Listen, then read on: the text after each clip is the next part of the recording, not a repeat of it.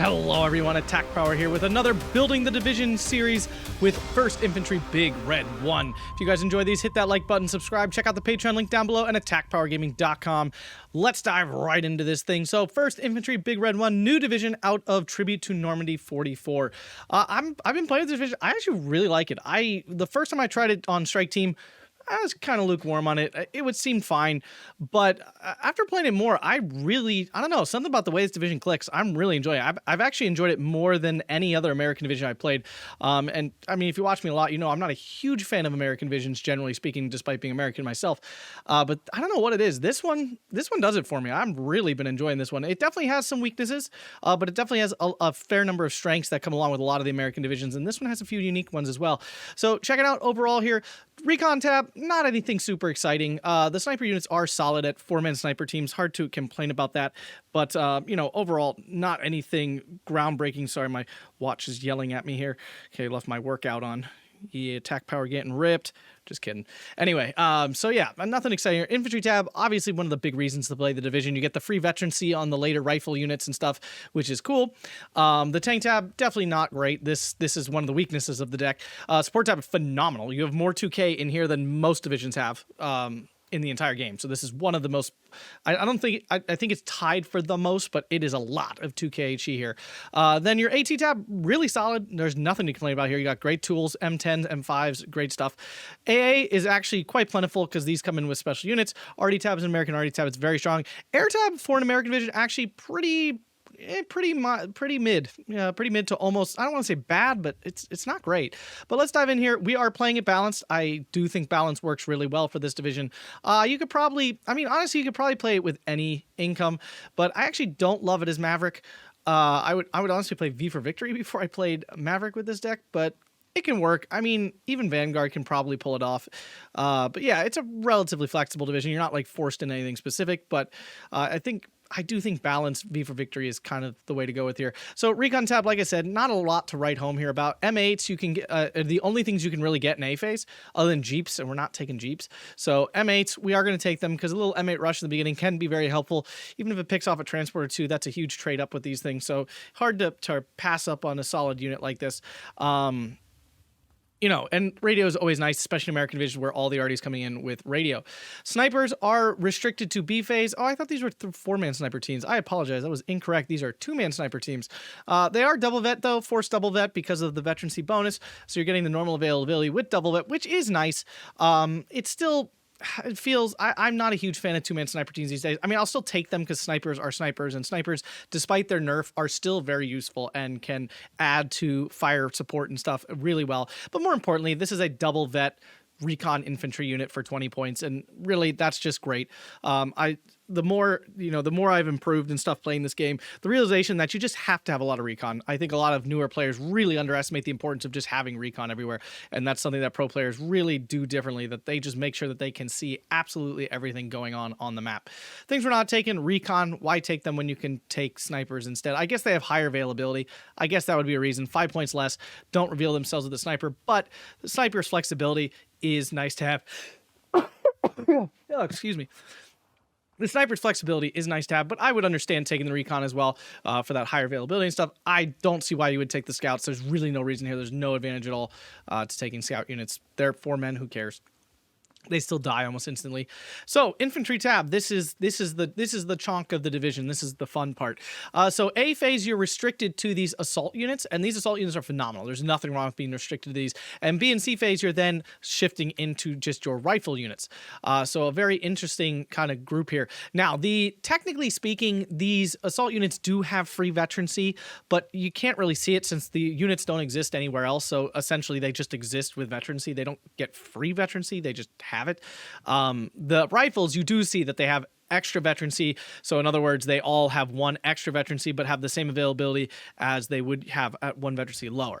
It is very nice. I mean, just like we see in Second Panzer, the extra veterancy it does affect things. Now, this division is not as strong because it does not apply to every single unit in the division, really just the soft infantry units in here. But diving in, we first have the Assault Buster. This unit is phenomenal. This unit is actually just like the unit in A phase for me, at least.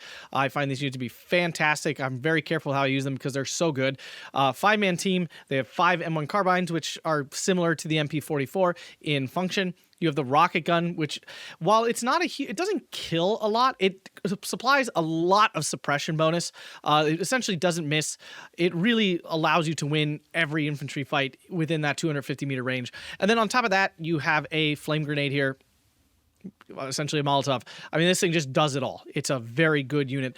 Comes with 1 vet, and on top of that, comes in the 100-kilometer-an-hour Ford GPA truck, which is great for getting into early positions. This unit can very easily box out most other early CQC units and then kind of like back off them if it can't win the fight. But usually it uses its little Willy Pete to back the enemy up and then uses the rocket gun, piles in with the M1s. It's just a really strong unit at 20 points. Then we have the assault fire support. These are also actually really good. I'm not usually a fan of these 6-man small, LMG teams. I don't find them to be overwhelmingly fantastic, but with this one, the LMG is good enough and the price is right and the availability is good with veterancy. Coming in the 100-kilometer-an-hour GPAs again, this unit does work. It ends up putting out a very similar amount of damage to these Stonewaller units. If you really look at the damage output, Stonewallers are putting out 1.54 damage, and this one actually puts out 1.6. Now, you are limited to carbines here, so 300-meter range on these, but really you're bringing these for the double LMG. So, I mean, with the veterancy, the speed, and the same availability as these Stonewaller units, they're definitely worth bringing. I was bringing the Stonewallers originally, but the Stonewallers really just aren't very good. I don't see a reason actually at the end of the day to bring them. Then with the Engineer Leader, this is, I think, the only leader you can bring in A. Oh, no, Assault Leader you can, but you only get 2. Now, the loadout on this is great. This is obviously a very good unit, but getting only 2 sucks. I really like having 3 leaders on a card because it kind of covers the 3 main areas of the map. There's usually a left, middle, right kind of thing going on most maps. So only having 2 leaders can leave you a little short in terms of giving out that beautiful veterancy. So that's why I don't have these, although I would 100% understand the argument of bringing these specifically for the bazooka because you don't have a ton of AT in terms of CQC like that, especially in your infantry. Then we have the Assault Breachers. This is a really solid unit. This is probably my least favorite of the assault units, actually. It's really just a rifle squad that's missing an LMG, in my opinion. Yes, it's got TNT. Obviously, it's actually a Pioneer squad, like it's an Engineer squad at the end of the day. And it's better than your average Engineer squad. Like, yes, it ticks all of those boxes. It really does. But you have so much other CQC stuff that this ends up being like, I don't know. It's just like the last unit I call in. It feels like the most underwhelming of these early, like the Assault Busters or the Assault Teams, and then these guys. This one is the least exciting of the 3. It still gets the job done. It still puts out some good damage. It's not overwhelmingly powerful, though. And at 30 points, it's definitely not anywhere near as cost efficient as the Assault Buster, and it still doesn't have the punch that the Assault Team does. So it falls into this weird middle area that good, but in comparison to all the choices around it, again, good unit. You absolutely take it, especially, get the shock too and the nice veterancy. You absolutely take it, but it's just not the most exciting unit to me.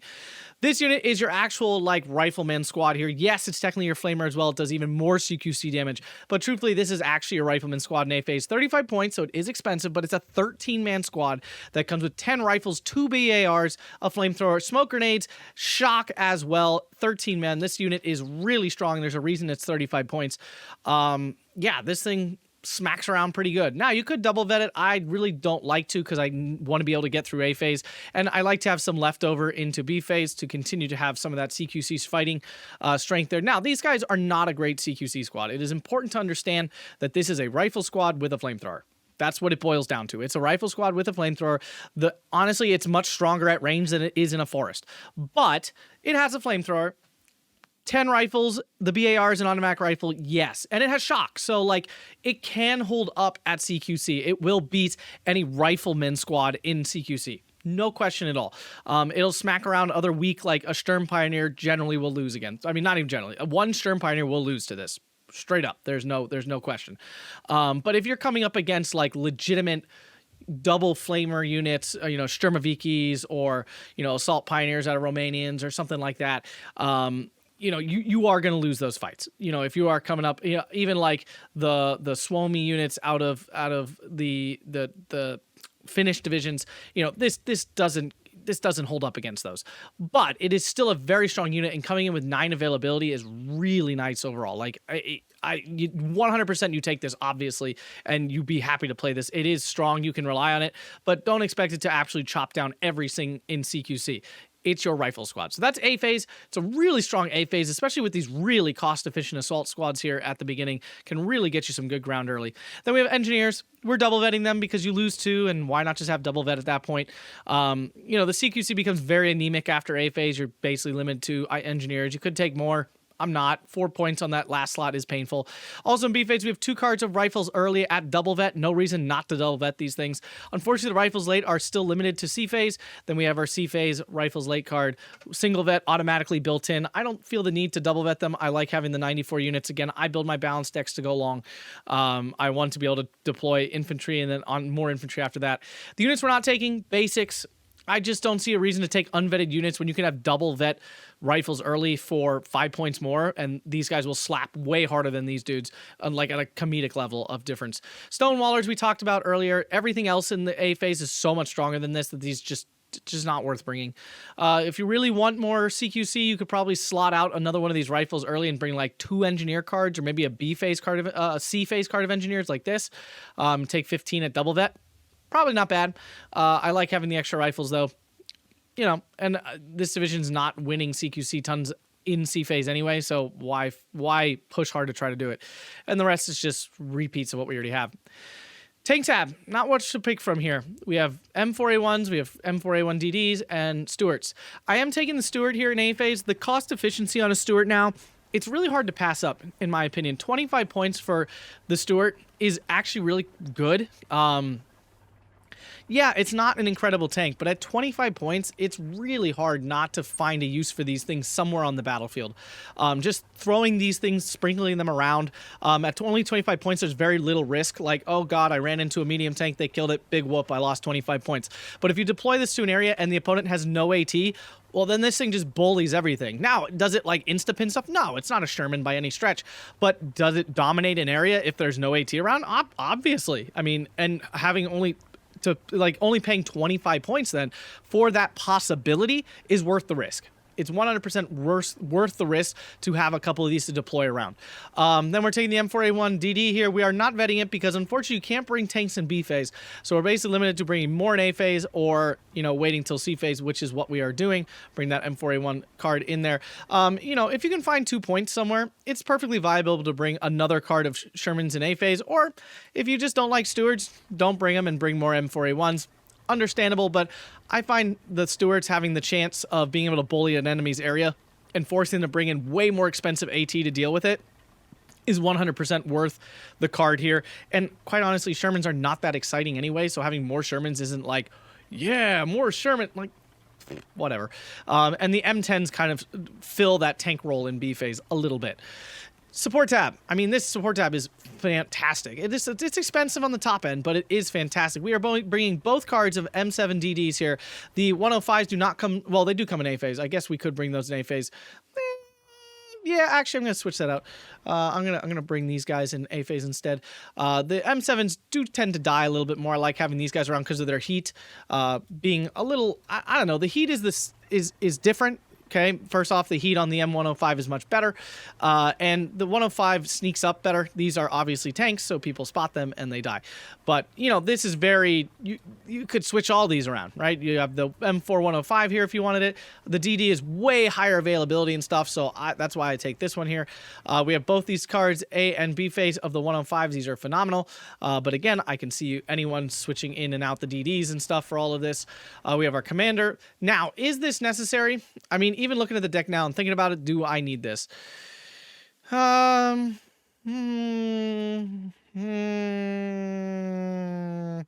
Yes, no, maybe so. Remember, the only thing that's getting all this extra veterancy is your infantry. On the flip side, most of the time your veterancy is focused on giving infantry veterancy. But if you want your M10s to be slapping at 3-star, if you want your AA to be slapping at 3-star, if you want your support weapons to be slapping at 3-star, you need the commander. So 100% understand switching this out for, say, a 50 cal. That makes plenty of sense. Or you can get this out, get those 2 points, and get the Sherman. Get another card of Sherman's. I'm going to leave the commander. I like having a commander around. I really do. And there always tends to be some one vet, infantry still hanging about that the commander can buff up to 3. Hopping into the AT tab, we're using basically every tool available to us. We have M1 guns. These are great. I like M1 guns. They're very solid overall. Nice fast firing rate, especially at 1 vet. They're firing like, 14 rounds a minute? Yeah. Really nice rate of fire there. Bazookas are vet locked to B, which is annoying, not having these. Now, it's nice to have lots of them. And 1 vet, I mean, they really should never miss now. But they are limited to B. So you do have danger in A phase that you can just get run over by light armor, which is another reason to bring the Stuarts and stuff to counter that a little bit at a very cheap price. The B phase, and we also have the M5 gun. This comes in automatically at 1 vet. These are fantastic at 10 rounds a minute here. Of course, the American APCR, absolutely busted. The normal 130 millimeters of penetration does the work most of the time as well, but really you're focusing on saving this APCR, this 2K APCR, for the right moment to take out enemy long-range tanks and stuff, which it absolutely does very easily. Then we have 2 cards of M10s, which only come in B phase. This is kind of like your B phase tank. Honestly, they have a 50 cal, and that's all you really need in the world is a 50 cal, so they can support your infantry quite well with that 50 cal. And of course, then you get the APCR on here. That's really what you're buying these for, is for that beautiful, dangerous, wonderful 2K APCR there. Hopping into the AA tab. Not much here to work with. You're not taking the M16 by itself. You have the Bofors, but the Bofors can come in with the M16 traction, which is really nice. Is it like game breaking? No, but is it only 30 points for this thing when you're paying 60 over here? Yeah, and that's pretty good. Hard to pass on getting a half price AA piece, and you get 2 of them. Now, this thing is not fantastic at AA, but it does help. It does help in that last moment, stopping that dive bomber from getting through. Also, if you've ever watched Chai-Chan play, you can use these to suppress infantry a lot. Okay, they suppress infantry a ton. So, I mean, certainly experiment with ground attacking around infantry with these things. They can absolutely shred. Well, really, they absolutely pin is what they do. Enemy infantry. Quite solid. Arty tab is phenomenal. It's an American Arty tab, which are always fantastic. We have the 81 mil mortar here in the half track. Hard not to take these. They're very hard to kill. They have a massive pool of shells that you can fire this thing like forever, basically. Remember, the actual rate of fire is much lower than it appears. That's the smoke that fires that fast. Then we have the artillery commander here. We want more leaders, still want to get up to 3 stars whenever possible. Then I'm bringing the M2A1 105 here. Does not come in with, well, it could come in with supply. I'm currently not bringing it with supply. Everyone's giving me crap for using lots of supply. But actually this time, I am going to bring the supply. Why? Oh, that's really expensive though. I don't know if I want that much. The problem is these don't come with supply, so you really only have the B phase Arty support there. Fine, I won't, since all you people whine about it. Oh, bring too much supply. I want my supply. I want to play forever. But anyways, yeah, these are actually really good Arty pieces. They do a great job, 7 rounds a minute. Really solid at 75 points, can do the job. And then, of course, we have the legendary Long Tom. Very accurate, very dangerous. Great Arty piece, one of the best ones in the game at this caliber. Things we're not taking. 60 mil mortar. I actually would love to take this. Again, you could take out the commander to put that in. Could help you with your CQC fights significantly. Definitely an option there. I'm trying to look what else I would take out for it. Not a lot. You're in a tough spot where you are slot restricted. Like, it's not like you can just bring everything you want. 81 mortar, why bring that if you can bring the half track instead? I mean, this is also limited to B phase, which is really annoying. Same with the 107, which is why I'm not bringing them. That's like the main reason I'm not bringing them, is they're limiting to B phase. Then we have the 105s. I mean, these are just mobile, so if you want yours to move and you're afraid of them getting counter batteried, bring these. These are what? 15 points cheaper. These, of course, come with more ammo as well, but they have lower availability. You're not getting that free veterancy on this thing, which actually does help, so don't underestimate that nice free veterancy on these. More long toms if you want them, and then you have this gross off-map. I think it's a boat coming in to wipe things out. I don't use it. It's not a great off-map at only one of these, and I think it only gets 1 call-in, so I just don't see how this is worth it at 170 points. Finally, Air Tab, which is abnormally anemic for an American division. The A20G20D, this was very good resilience. Now it's medium, so I might cut it. Honestly, it's kind of it's not amazing. But you know, there's a lot of rockets. If it's unbothered, it does a nice job. It's pretty fast for this. It goes faster, of course, when it fires the rockets. I'm on the fence about it. I'm on the fence. I kind of did forget it got nerfed down to medium. No, this is straight bad, and I don't like bad resilience planes like that. They die so easily. I'm really him-hawing on this. Yeah, well, it's only 1 point, so I can't even take it out and replace it with something else. That's part of the issue, too. It's a 1 point slot, which does suck. So we're using it. P-51, it's an okay fighter. It's not my favorite. It's very fast. It does have a pretty good loadout. It's not amazing, but it's pretty good. They do die very easily, though. Be very aware that these get shot out of the sky with relative ease. You have to be careful with them. They're very fragile. And then in C phase, we have the other A-20 here with the bomber variant. I'm taking the bigger bombs, less bomb variant. I still find that a lot of little bombs sucks. Now, the 227s aren't little, but they're still spread out a lot. So the damage is really spread, and the impact is really reduced. So I just find the bigger boom booms are just better. Bring the big boom booms. They're better. P-38s, I'm very lukewarm on P-38s. They die. They just get shot down pretty easily. Yeah, they're fast, and they go really fast once they drop their bombs, but then the availability is really not good. Like, it's bad availability. The F-5, I mean, it's Recon. If you want more Recon, it's a perfectly viable unit to use. But that's it. Like, there's no other choices here. So I'm not a huge fan of the air tab. I'll certainly say that. Tank tab, it's really bad. Everything else in the division, though, is great. I love the infantry. It's really fun to play with them. The Recon tab is frustrating, not having infantry. Recon infantry in A phase, very frustrating. Support tab is absolutely phenomenal. AT tab, fantastic. Your AA tab, really solid. RD tab is excellent. It's a fun division. I've really enjoyed playing this one. You'll definitely see me playing some more games with it on the channel. If you guys enjoyed this, hit that like button, subscribe, consider checking out that Patreon link down below, and consider checking out attackpowergaming.com. Thanks a bunch, guys, and have a fantastic day.